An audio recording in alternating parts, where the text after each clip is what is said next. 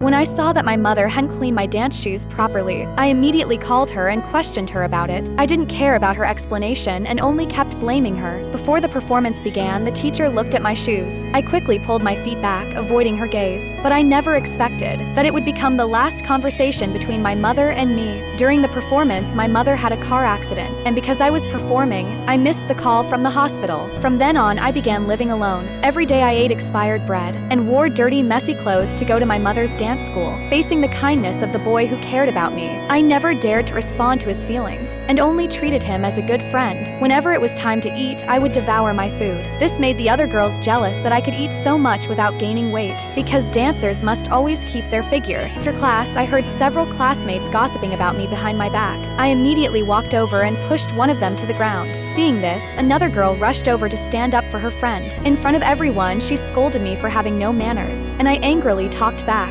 But as I watched them leave, I still felt sad about myself. With no family by my side, I could only hide all my pain deep inside. After evening training ended, other students had their parents waiting outside for them. I could only pretend not to care and walk home alone. On the way home, I had to wear a hat so the debt collectors wouldn't recognize me. When I returned to my small room, I picked up the only photo my mother had left me. I forced myself to smile and press the shutter on my phone, because that was the only way I could ease my longing for her. One day, because I had no money to pay the rent, the landlord demanded that I move out immediately. With no experience in the real world, I had to figure out a way to survive on my own. So during the day, I worked at a convenience store. I ate expired food and slept at the 24-hour store at night. I threw my clothes into a public laundromat and practiced my dance there at the same time. Little did I know that this scene had already been seen by my teacher from inside a car, and from that moment on, everything began to change. After training one day, I was eating instant noodles when my teacher happened to see me. After checking some information, she learned about my situation. Perhaps out of sympathy, she took me back to her home. Looking at the large house my teacher lived in, I couldn't help but feel envious. Although I could only sleep in the dance studio, I was still extremely happy. I placed my mother's photo in a corner of the tent and finally fell asleep peacefully.